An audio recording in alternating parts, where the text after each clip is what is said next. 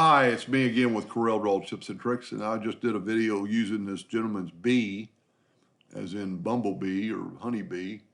And if you look, we're going to have to nudge that out of the way. There is some gray fill, R75, G75, B74.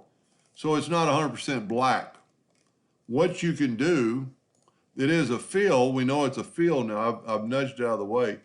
You can take that and go to Edit, Find and Replace, Edit Query,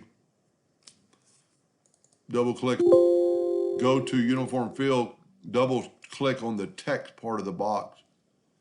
Check this Uniform Fill, go to your color, get your color eyedropper, and it'd be easier to, if I was zoomed in, let's back up. Let me zoom in here a little bit.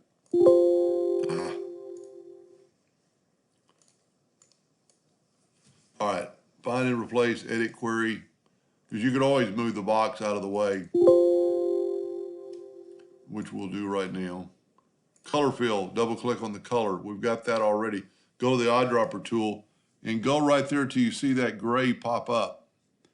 See, it's so many things here, so click on it. Okay, find all, and then go right here to black and turn it all black.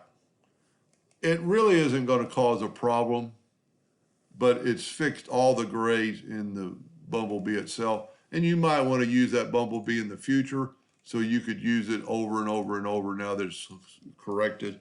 Control G and group it together and nudge it back to your drawing, and you're good to go. Find and Replace is a great tool. Anyway, I hope that helped a little bit. Thank you for watching.